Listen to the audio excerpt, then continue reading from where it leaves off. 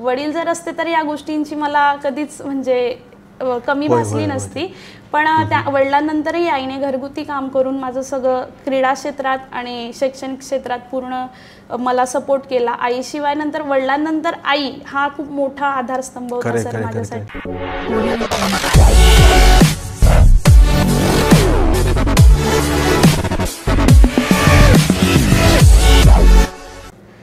नमस्कार रसिक मित्रांनो, नमस्कार. मी आपला होस्ट प्राध्यापक राजेंद्र देशमुख, मल्हार कम्युनिकेशन प्रस्तुत हॉबी डू बी डू, अर्थात एक तरी छंद असावा, हे सूत्र घेऊन, हे ब्रीद घेऊन लोकप्रियतेच्या शिखराकडे वाटचाल करणाऱ्या आपल्या संवाद कट्ट्याची आजची अतिथी आहे खानदेश कन्या, की जिनं स्वर्गीय पित्याच्या स्वप्नपूर्तीसाठी प्रयत्नांची पराकाष्ठा केली मित्रांनो, आणि त्यामुळे तिला यशाचं चांदणं गवसलेलं आहे. ही आपली खानदेश कन्या, तिचं नाव आहे नेहा नितीन देशमुख. आपल्या जळगाव जिल्ह्यातील मुक्ताईनगर त्या भागातील अंतुर्ली हे तिचं मूळ गाव आहे, आणि तिचं जे शिक्षण आहे महाविद्यालयीन शिक्षण हे नूतन मराठा महाविद्यालयामध्ये झालेलं आहे. आणि सगळ्यात गौरवाची, अभिमानाची आणि समस्त खानदेशवासियांना मगाशी सांगितल्याप्रमाणे गौरवाची गोष्ट अशी की नुकतंच 18 एप्रिलला माननीय राज्यपाल महोदयांच्या शुभ हस्ते मान्यवरांच्या उपस्थितीत नेहानं सॉफ्टबॉल या क्रीडा प्रकारामध्ये लौकिक मिळवल्यामुळे अत्यंत मानाचा, सन्मानाचा, प्रतिष्ठेचा राज्य शासनाचा क्रीडा पुरस्कार उत्तुंग जो आहे तो शिवछत्रपती राज्य क्रीडा पुरस्कार तिला मिळालेला आहे, आणि त्यानिमित्तानं तिला आपण बोलतं करणार आहोत. तर नेहा, आमच्या मल्हारच्या अख्ख्या टीमच्या वतीनं तुझं स्वागत, आणि समोर असणाऱ्या आमच्या असंख्य रसिक मित्रांच्या वतीनं तुझं पहिल्यांदा हा पुरस्कार जो आपण बघतोय मित्रांनो, तो पुरस्कार शिवछत्रपतींच्या नावाचा आहे आणि अत्यंत मान सन्मानाचा आहे. आमची कॉलर प्रत्येकाची ताड झालेली मी, तर तुझं मनापासून सहर्ष स्वागत आहे बेटा. मला सांगशील, तू अनौपचारिकपणे गप्पा गोष्टी करताना असं म्हणालीस की खेळ कुठलाही असो तुम्हाला खेळायला आवडतो, आणि तुझे पिता पण म्हणजे पिताश्री सुद्धा नितीन देशमुख उत्तम क्रिकेटपटू होते. काय सांगशील तू सगळ्या तो बालपणापासून, आणि मैदानात केव्हा उतरलीस, कुठले कुठले खेळ खेळलेस, जरा सांग आमच्या मित्रांना. नमस्कार श्रोते हो, मी नेहा नितीन देशमुख. आजचे जे व्ह्यूवर्स आहेत त्यांनाही माझा नमस्कार. नमस्कार सर. अवॉर्ड तर महाराष्ट्रातला सगळ्यात प्रतिष्ठित पुरस्कार आहे हा, आणि तो मला मिळाला म्हणून मला त्याचा फार जास्त आनंद होतो आहे. आणि सगळ्यात म्हणजे अवॉर्ड जेव्हापासून जाहीर झाला तेव्हापासून मला सर्वांचा एकच प्रश्न असायचा की तुला खेळाची आवड निर्माण कशी झाली, तू खेळाकडे कशी वळलीस. तर त्याचं एक मोठं उदाहरण म्हणजे माझे वडील. ते आता माझ्यासोबत नाही आहे, कदाचित ते असते तर खूप मोठा आनंद असता, आणि मे बी आज जे सरांनी मला इन्व्हाइट केलं आहे तर मी माझ्या वडिलांनाही माझ्यासोबत घेऊन आली असती, पण दुर्दैव असं की ते माझ्यासोबत नाही आहेत. तर खेळाची जी आवड आहे ती मला माझ्या वडिलांमुळे लागली, आणि वडील माझे उत्कृष्ट क्रिकेट खेळायचे, आणि वडिलांचं पण स्वप्न होतं की माझ्या मुलीने क्रिकेट खेळावं किंवा कुठलाही खेळ असो, खेळात प्रावीण्य मिळवावं. तर मी वडिलांचीच ही जी इच्छा होती, स्वप्न होतं, ते पुढे जोपासत राहिली. क्रिकेट तर मी खेळू नाही शकली, म्हणजे जे प्रोफेशनल लेवलचं जे क्रिकेट असतं ते मी, जे टुर्नामेंट्स असतात, MPL होतं, महाराष्ट्र प्रीमियर लीग असो, कॉलेजेसमध्ये काही क्रिकेटच्या ज्या स्पर्धा असायच्या त्या मी नक्कीच खेळायची, पण प्रोफेशनल लेवलला मी क्रिकेट कधी खेळली नाही. मी 2014मध्ये फेन्सिंग खेळण्याला सुरुवात केली. फेन्सिंगमध्ये राज्यस्तरावर, जिल्हास्तरावर पदकं प्राप्त केली, पण त्यानंतर माझं सॉफ्टबॉलकडे लक्ष वेधित केलं मी, आणि वडील असतानाच सॉफ्टबॉलची पण वडिलांना ओळख दाखवली, वडिलांना दाखवला की खेळ कसा असतो, आणि वडिलांनी मला यात पूर्ण साथ दिली. तर म्हणजे जेव्हा सॉफ्टबॉलला सुरुवात केली 6 महिन्यानंतरच वडिलांचं ॲक्सिडेंट झाला आणि वडील माझ्यापासून दुरावले. तर त्यानंतर वडिलांनी मला सांगितलं होतं लहानपणापासूनच की नेहा, जेही काही करशील त्यात तू प्रामाणिक राहशील, सातत्याने परिश्रम घेशील तर तुला यश हे नक्कीच मिळेल. आणि ज्याप्रमाणे वडिलांनी सांगितलं होतं तेच मी पुढे कंटिन्यू करत राहिली. आणि सॉफ्टबॉल म्हणजे क्रिकेटसारखाच असणारा सॉफ्टबॉल खेळण्यास मी सुरुवात केली 2014 साली. आणि 2014 सालापासून तर 2025पर्यंत कंटिन्यू सॉफ्टबॉलशीच मी निगडीत राहिली. वा, बरं. मग म्हणजे वडिलांचं क्रिकेट आणि सॉफ्टबॉल नाही का, ह्याच्यात बऱ्यापैकी साम्य आहे खेळ म्हणून. हो. काय बरं नेमकं साम्य आहे सर? साम्य म्हणजे क्रिकेटची टीम असते 11ची, 11 प्लेयर्स क्रिकेटमध्ये खेळतात. आणि सॉफ्टबॉलची टीम असते ही 16ची. जसं क्रिकेटमध्ये बॅटिंग असते तशी सॉफ्टबॉलमध्ये ही बॅटिंग असते. सेम क्रिकेट सारखाच क्रिकेटची पिच असते, तर सॉफ्टबॉलचं ग्राउंड आहे स्क्वेअरमध्ये असतं. स्क्वेअरमध्ये हा खेळ आपल्याला खेळावा लागतो. साम्य सेम क्रिकेट सारखंच आहे. क्रिकेटमध्ये जसं 6 असतो तसं सॉफ्टबॉलमध्ये होमर असतो. 6 मारल्यानंतर 6 रन मिळतात क्रिकेटमध्ये, तर सॉफ्टबॉलमध्ये होमर मारल्यानंतर पूर्ण 1 रन कंप्लीट होतो. म्हणजे न कुठल्याही बेसवर न थांबता, कुठल्याही स्क्वेअरवर न थांबता आपण कंटिन्यू 1 रन कंप्लीट करू शकतो. बरं. पण मग तू यातही म्हणजे ज्याला आपण म्हणतो की मास्टरी हे सगळं तू निर्माण केलेलं आहे. सगळ्या प्लेसेसवर तू खेळलेली आहे सॉफ्टबॉलमध्ये. आणि अष्टपैलू खेळाडू म्हणून तुझा लौकिक आणि ती ओळख तुझी निर्माण झालेली नाही का? यातला सांगायला मला असं आवडेल सर, माझे जे कोच आहे जयंत जाधव सर आणि किशोर चौधरी सर, त्यांचं असं आहे की प्लेयर हा कुठल्याही प्लेसवर खेळला पाहिजे. प्लेयर हा एका प्लेसवर न खेळता तो ऑलराऊंडर असला पाहिजे. तर त्यांचं म्हणजे त्यांनी आम्हाला सगळं, मीच नाही तर माझ्यासोबत ज्या माझ्या टीममेट्स आहे, जे ज्युनियर सिनियर आणि जी बॅच आधी होऊन गेलेली आहे, त्या सगळ्या जे जळगावची जी टीम आहे आमची, त्यांना सगळ्यांना असं ऑलराऊंडर सरांनी आमचं असं बनवलं आहे की कुठलीही प्लेस असू द्या. आता नॅशनलला जातो सर आम्ही, तर नॅशनलला स्पेसिफिक पर्सनल प्लेसेस असतात, त्याच्यावर ते एकदम उत्कृष्ट काम करतात. पण आमच्या कोचेसचं असं म्हणणं आहे की माझ्या प्लेयरला कुठल्याही पोझिशनवर खेळवलं तर तिला खेळता आलं पाहिजे. आणि त्यामुळेच हे जे तुम्ही मला म्हटलेत की तू ऑलराऊंडर आहे, तर ते माझ्या फक्त कोचेसमुळे हे शक्य झालं सर, की त्यांनी तशी तयारी माझी करून घेतली. म्हणजे बघा नेहा, श्रेय जे आहे ते आणि तिच्या म्हणजे गुरुजनांच्या प्रती किती तिला तिच्या मनामध्ये आदरभाव आहे. एका अर्थानं कृतज्ञतेचा नमस्कारच ती आपल्या गुरुजनांना करते. मित्रांनो, आपला एपिसोड क्रमांक 210 आहे हे लक्षात घ्या. आणि आज ही पाहुणी जी आहे, ही अतिथी जी आहे, ही समस्त आपल्या खानदेशवासियांच्या दृष्टिकोनातून अत्यंत म्हणजे तुम्हा सगळ्यांना उत्तम पथदर्शन करणारी आहे की चिकाटी, सातत्य, परिश्रम म्हणजे काय हे तिच्याकडे बघून आपल्याला कळतं. की मग ना मेहनतीचं दुसरं नाव जर असेल तर नेहा नितीन देशमुख आहे मित्रांनो. तर आपण तिची सगळी जर्नी जी अत्यंत इन्स्पायरिंग आहे ती आपण तिच्याकडनं ऐकून घेणार आहोत. बरं, मला एक सांगशील की जिल्हास्तर, राज्यस्तर, राष्ट्रीय स्तर एवढंच नाही तर हे सगळं ओलांडून, देशाच्या सगळ्या सीमा ओलांडून, सगळे स्तर, सगळ्या पातळ्या ओलांडून तू थेट आंतरराष्ट्रीय खेळाडू म्हणून सुद्धा तुझी ओळख ह्या सॉफ्टबॉलमध्ये निर्माण केलेली.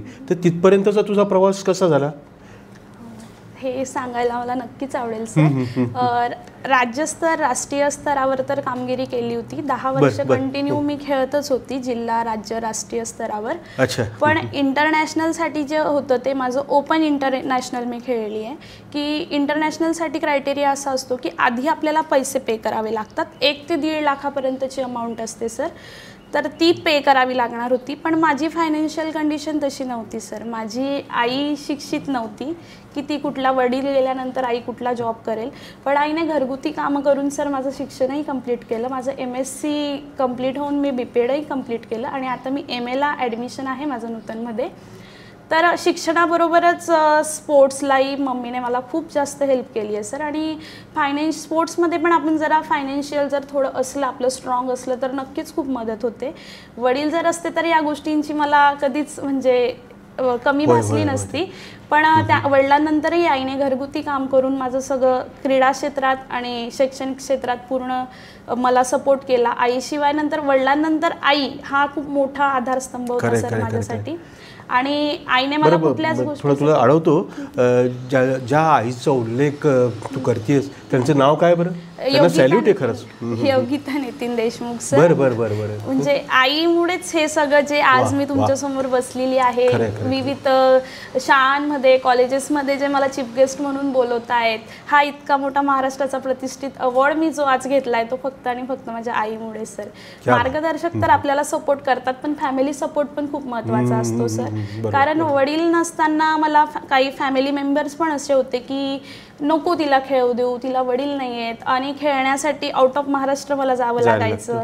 तर आजकाल जसं मर्यादा वगैरे त्या अँगलने ते हो, त्यामुळे त्यांचा नक्की म्हणजे नकार असायचा की एकमेव मुलगी आहे, नको पाठवू. आणि स्पोर्ट्सचं करिअर म्हणजे जसा खेळ आधी मान्यता होती, जसं खेळ पुढे म्हणजे असं प्रसारित होता, तसं आता फार काळ राहिलेलं नाही आहे. म्हणजे खेळाला नेहमी आता दुय्यम स्थान दिलं जातं की पुढे करिअर असेल का खेळामध्ये, मुलगी खेळ खेळते पण तिला पुढे काही त्यावर जॉब मिळेल का, तिची जसं म्हणजे प्रसार व्हायला पाहिजे तसं ते होईल का, ती जसं पाहिजे. आता क्रिकेटर्स असतात ते खूप मोठ्या लेवलला फेमस असतात, पण सॉफ्टबॉल या खेळातून तिची पुढे काही होईल का, ती प्रसारित होईल का, त्यापासून तिला जॉब काही शैक्षणिक क्षेत्रामध्ये काही मदत होईल का, यासाठी त्या फॅमिलीचा नकार असायचा. पण मला सांगायला आवडेल सर, जे जे असं नकार देत होते ते अवॉर्डची जेव्हा त्यांनी ऐकली न्यूज तेव्हा सर्वात जास्त खुश तेच होते आणि हे सगळं माझ्या आईमुळे शक्य झालंय. प्रत्येक मोठ्या झालेल्या लौकिक प्राप्त असणाऱ्या सगळ्या प्रतिष्ठेच्या पुरस्कार मिळणाऱ्या जे काही सन्मानार्थी असतात तुझ्यासारखे, त्यांच्या वाटेवर हे थोड्या थोड्या या गोष्टी येतातच. आणि म्हणजे त्या एका अर्थानं आपल्याला अनुभवाच्या दृष्टिकोनातून आपल्याला ते समृद्धच करत असतात नाही का. तर बरं, मग तुझ्या वाट्याला सगळं 30 पदकं आलीत. वा. त्यातमध्ये गोल्ड मेडल्स असतील, म्हणजे नंतर ब्रॉन्झ असतील, सिल्वर असतील, तर 30 पदकं म्हणजे एवढी तुझी कमाई आहे. आणि कुठले याच्याशिवाय अजून कुठले मान सन्मान तुला मिळालेले आहेत? सर मला नुकताच आता जिल्हा क्रीडा पुरस्कारही मिळाला सर. हो, आपले गुलाबराव पाटील कलेक्टर सर, हो, त्यांच्या हस्ते मला तो पुरस्कार मिळाला. Very good. लास्ट इयर हे माझ्यासाठी खूप इम्पॉर्टंट होतं, त्याच इयरला माझा अवॉर्डही मला डिक्लेअर झाला, नंतर जिल्हा क्रीडा पुरस्कारही मिळाला. आणि जे 10 वर्षापासून कंटिन्यू इंटरनॅशनलचं स्वप्न मी बघत होती, ते फक्त माझ्या फायनान्शियल कंडिशनमुळे ते मी त्याच मागे राहत होती, पण लास्ट इयरला मला तेही माझं स्वप्न पूर्ण झालं. चायना इथं तायपाईला मी इंटरनॅशनल खेळून आले सर. तर आनंद हा अजून डबल वाढला. बरं, मग करिअरचा उल्लेख तू मगाशी केलास, तर हे सगळे मान सन्मान आणि हा अत्यंत उत्तुंग असा पुरस्कार तुला मिळाला, त्याची मानकरी तू आहेस. तर याची दखल कुठेतरी घेतली गेली आणि तू कुठे तुला जॉब वगैरे असं आता सध्या काय करतेस तू? आता सर मी सध्या Nirmal international CBSE school Pachora इथं ॲज अ स्पोर्ट टीचर म्हणून काम करते. Very good, very good. Financial कंडिशनमुळे मला तो जॉब करावा लागतोय सर, कारण आतापर्यंत आईने मला खूप साथ दिली, पण आता मला कुठेतरी वाटतं की मी आता कुठेतरी कॅपेबल आहे, तर मी आईला आता न जॉब करू देता मी स्वतः घर चालवू शकते, रिस्पॉन्सिबिलिटीज घेऊ शकते. त्यामुळे छोटा का होईना पण मी तो जॉब करते सर, आणि माझी खेळाची आवडही पुढे जोपासते. नक्की नक्की नक्की. तुझ्या बकेट लिस्टमध्ये जे काही जे संकल्प आहे, तुझे जे काही तुला ज्या ज्या गोष्टी करायला हव्या आहेत आणि तू जे काही योजलेलं आहे ते सगळं संकल्पपूर्ती तुझी नक्कीच हो. अत्यंत इन्स्पायरिंग अशी तुझी जर्नी बेटा. मला सांगशील एक ह्या पुरस्काराची मानकरी म्हणून जे काही नौखे क्रीडापटू आहेत आणि तुझ्यासारख्या मुली, म्हणजे एकुलते एक असताना, मुलगी असताना सुद्धा, आणि काही निगेटिव्ह गोष्टी घडल्या, काही लोकांनी तशी मतं पण व्यक्त केलीत आपतेष्टांपैकी, हे असताना सुद्धा असे तुझ्यासारखी इच्छा बाळगणाऱ्या अनेक मुली आहेत ग्रामीण भागांमध्ये की ज्यांच्यात टॅलेंट आहे. तर त्यांना काय सल्ला देशील तू? सर मी त्यांना असंच सांगेल, कारण खूप साऱ्या मुली असतात, त्यांच्यात टॅलेंट असतं, स्ट्रेंथ असते, आवड असते, पण एकतर फायनान्शियलमुळे त्या मागे राहतात, नाहीतर फॅमिलीचा सपोर्ट. ग्रामीण भागातून येतात तसा फॅमिलीचा सपोर्ट त्यांना जसं आपल्या शहरात आहे तसं त्यांना ग्रामीण भागातून मिळत नाही, कारण आउट ऑफ महाराष्ट्र, जसं मी तुम्हाला सांगितलं की आउट ऑफ महाराष्ट्रही जावं लागतं आणि इंटरनॅशनल त्या म्हणजे बरोबर आपण कॅपेबल असू तर आपल्याला इंटरनॅशनलपर्यंतही जावं लागतं. तर सगळं म्हणजे खर्च पण खूप येतो, फायनान्शियल आपण त्यासाठी स्ट्रॉंग पाहिजे. पण माझं तसं काही नव्हतं सर, फायनान्शियल पण स्ट्रॉंग नव्हतं. पण मी म्हणतात ना की असतात काही अशी लोक आपल्या समाजात आजूबाजूला की ते आपल्याला, आपण त्यांच्यापर्यंत पोहोचलो तर ते आपल्याला मदत करतात. तशी मदत मला झाली सर, मला माझ्या समाजाकडून मला मदत झाली, मराठा समाजाकडून. नंतर जे आपले पालकमंत्री आहेत गुलाबराव पाटील सर, नंतर आपल्या जळगाव नगरीचे जे आमदार आहे राजूमामा भोळे, यांनीही मला मदत केली. नंतर जे माझं महाविद्यालय आहे नूतन मराठा महाविद्यालय, तिथूनही मला मदत झाली. LK देशमुख सरांनी मला फार मदत केली सर या माझ्या करिअरमध्ये. आणि मला सांगायला आवडेल की मी जी आता इंटरनॅशनल खेळली तर माझं कुठल्याही महाविद्यालयात ॲडमिशन नव्हतं सर. आणि ॲडमिशनही पूर्ण झालेले होते, क्लोज झालेले होते, लिंकही क्लोज झाली होती विद्यापीठामधून. तर सरांकडनं मी भेटली की सर असं असं आहे, मला इंटरनॅशनलसाठी जायचं आहे सर, तर त्याच्यासाठी मला ॲडमिशन असणं गरजेचं आहे. तर सरांनी माझ्यासाठी फक्त अवघ्या 5 ते 10 मिनिटामध्ये विद्यापीठात कॉल करून लिंक ओपन केली सर. आणि क्लोज झालेलं ॲडमिशन, क्लोज झाल्यावरही माझं ॲडमिशन सरांनी करून दिलं. म्हणजे जी इंटरनॅशनल जी खेळली त्यात सरांचाही खूप मोठा वाटा आहे. बरोबर. आणि अजून तू संवाद करताना कृतज्ञतेनं अजून एका व्यक्तीचा उल्लेख करते, डॉक्टर प्रदीप तळवलकर. त्यांना सगळे क्रीडापटू गुरुजी या नावाने, काय सांगशील त्यांच्याबद्दल? ते आमचे सॉफ्टबॉलचे प्रेरणास्थान आहे सर. म्हणजे महाराष्ट्राचे सचिव डॉक्टर प्रदीप तळवलकर यांचा मला वेळोवेळी सपोर्ट लाभला आहे सर. म्हणजे आता जे मी तुम्हाला इंटरनॅशनलचं सांगितलं तर 1.5 लाख रुपये पूर्ण अमाऊंट माझ्याकडे नव्हती सर. मी त्यातले 20 to 30% सरांना पे केले होते. आणि सर मला बोलले होते की नेहा तू जा, तुझ्याकडे जेव्हा केव्हा पैसे येतील तेव्हा तू मला ते नंतर पे कर, पण तू आता तुला चान्स मिळालेला आहे, आता तुझं सिलेक्शन झालंय तर तू खेळू नये. तर मी या गुरुजींच्या या वाक्यामुळे ते इतक्या दूर खेळायला गेलेली सर. आणि मला सांगायला अजून आवडेल की आत्तापर्यंतही मी गुरुजींचे पूर्ण पैसे दिलेले नाही आहेत. गुरुजींनी म्हणजे त्यांच्याकडे खूप सारे खेळाडू आहेत, ते कोणालाही मदत करू शकतात सर, पण त्यांनी त्यावेळी मला मदत केली. आणि माझं जे स्वप्न होतं इंटरनॅशनलचं ते पण मी त्यांच्यामुळेच पूर्ण करू शकले. आणि आईबरोबर जर दुसरं कोणाला मी या पूर्ण याचं महत्त्व देईल खेळाचं आणि या अवॉर्डबद्दलचं तर ते प्रदीप तळवलकर सरांना देईल सर. वेळोवेळी त्यांचं मला फार मोलाचं खरंय. म्हणजे दीपस्तंभासारखे गुरु लाभणं या सगळ्या प्रवासामध्ये हे सुद्धा फार फार महत्त्वाचं आहे. बरं, मग 22-23च्या ह्या उत्तुंग अशा शिवछत्रपती पुरस्काराची मानकरी तू ठरलीस. आपल्या जळगाव जिल्ह्यातनं, खान्देशभरातनं 5 क्रीडापटूंचा हा गौरव झालेला आहे. तर तुझ्यासोबत इतर खेळाडू कोणते होते की जे मानकरी आहेत? त्यांना पण आपण बोलवणार आहोत संवाद कट्ट्यावर. त्यांची नावं जरा सांगा आणि त्यांचे क्रीडा प्रकार जे आहेत ते. हो सर. सॉफ्टबॉलचेच 2 मुलं माझ्यासोबत होते पुरुष गटात. त्यांना 2001ला 2022-23चा माझ्यासोबत जयेश मोरे, ते पोलीस दलात सेवा देतात सर आता. त्यांनी माझ्यासोबत अवॉर्ड डिक्लेअर झाला. आणि मला आवडेल सांगायला की कुठेतरी त्यांनी मला म्हणजे या खेळामध्ये मदत केली होती, सहकार्य केलं होतं. आणि मार्गदर्शन, माझे सिनियर आहेत सर, ते खूप मोठे आहेत, माझ्याहून 5 ते 6 वर्षांनी मोठे. आणि त्यांचा अनुभवही माझ्यापेक्षा खूप मोठा आहे सर. की आणि म्हणजे त्यांच्यासोबत मी अवॉर्ड शेअर केला. आणि दुसरे असे 23-24चे जे होते ते प्रितिश पाटील होते, प्रितिश रमेश पाटील. त्यांनाही हे अवॉर्ड जाहीर झाला आणि मिळाला सर. आणि 40गावच्या रेखा धनगर या बेसबॉलपटू आहेत, त्यांना पण हा प्रतिष्ठेचा अवॉर्ड मिळाला. आणि नंतर अभिजित त्रिपुणकर हे कॅरमचे खेळाडू आहे सर. म्हणजे आपल्या खानदेशातले एकूण 5 खेळाडूंना हा अवॉर्ड मिळाला sir. Very good, very good. तर नक्कीच रसिक मित्रांनो, खरं तर वेळेची मर्यादा आहे. आणि नेहाने जे काही आदर्श असा तिचा जो प्रवास आहे क्रीडा क्षेत्रातला, मैदान गाजवणारी नेहा, एक बापाची स्वप्नपूर्ती करणारी लेक, निश्चितच मगाशी म्हटल्याप्रमाणे प्रेरणादायी असा प्रवास आहे.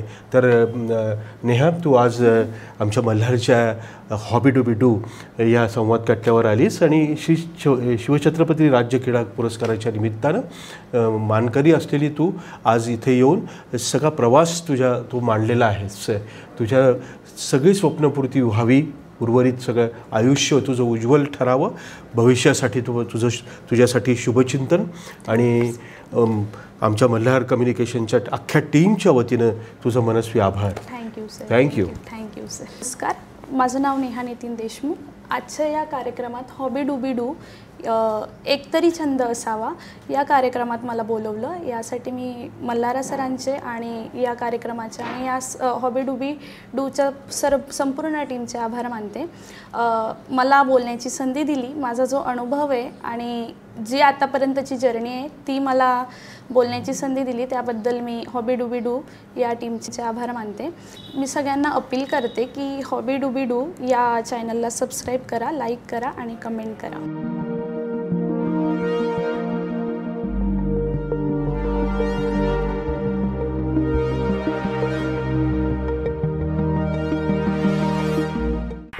Audio Jungle.